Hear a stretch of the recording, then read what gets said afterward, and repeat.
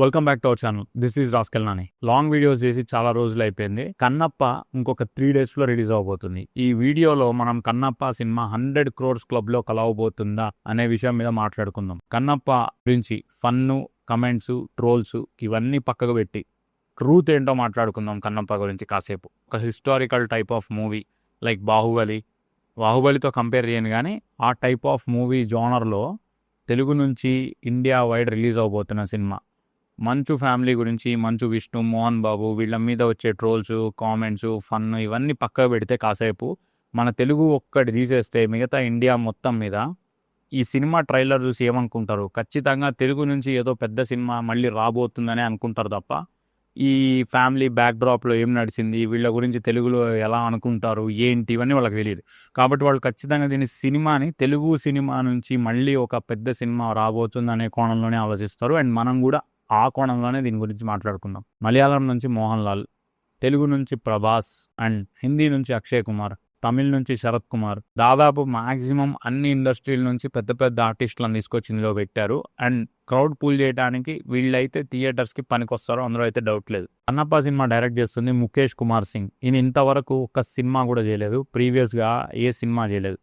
కానీ ఈయన పెద్ద హిస్టరీ ఉంది సీరియల్స్ చేయడంలో. ఈయన దాదాపు 12 పైగా సీరియల్స్ చేశారు. అండ్ సీరియల్స్ అంటే మన తెలుగులో వచ్చే సీరియల్స్ కాదు, హిందీలో సూపర్ హిట్ అయిన సీరియల్స్. అండ్ వాటిని సిరీస్ అని కూడా అనొచ్చు. మహాభారత్, తెనాలి రామ, అడాలత్, చంద్రనందిని, మేరే సాయి, ఇట్లా చెప్పుకుంటూ పోతే దాదాపు 12 పైగా సీరియల్స్ సిరీస్ చేశాడు 10-12 years నుంచి.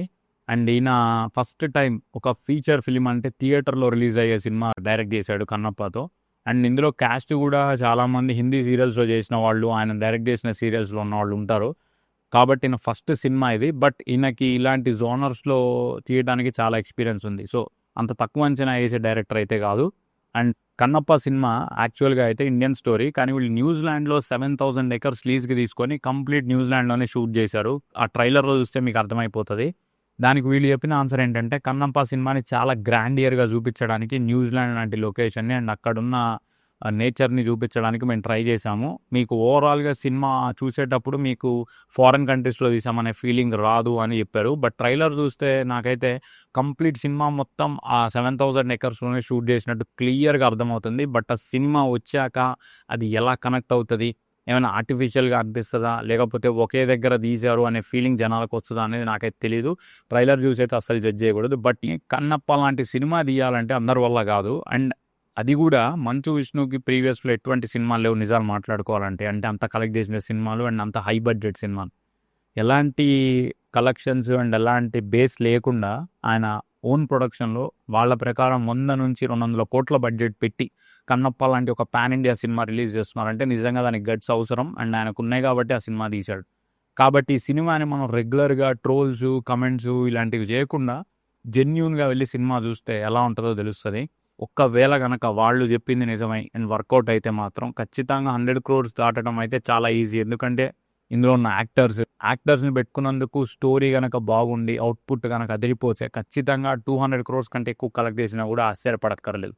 తెలుగులో ఎలా ఆడినా కానీ హిందీ, తమిళ్, మలయాళంలో ఓవరాల్గా బాలీవుడ్లో బాగా ఆడితే మాత్రం మన తెలుగు ఇండస్ట్రీ నుంచి ఒక మంచి మూవీ వెళ్ళిందన్న మెసేజ్ వాళ్ళకి వెళ్తుంది. సో ఈ సినిమా ఫ్లాప్ అవ్వడానికంటే కూడా హిట్ అవ్వాలనే నేను కోరుకుంటున్నా. ఎందుకంటే ఇది మన తెలుగు సినిమా మాత్రం కాదు, ఇండియన్ సినిమా. అండ్ అందులో శివుడి గురించి తీస్తున్న సినిమా. ఏమాత్రం మనం ఇక్కడ ట్రోల్స్ చేసి కమెంట్స్ చేసి మనమే దీన్ని డౌన్ చేస్తే సో కన్నప్ప 100 crores క్లబ్లో కలవాలని చెప్పి నేను కోరుకుంటున్నా. కన్నప్ప గురించి మీరు ఏమనుకుంటున్నారో కమెంట్ చేయండి. వీడియో నచ్చితే ఒక లైక్ వేసుకోండి.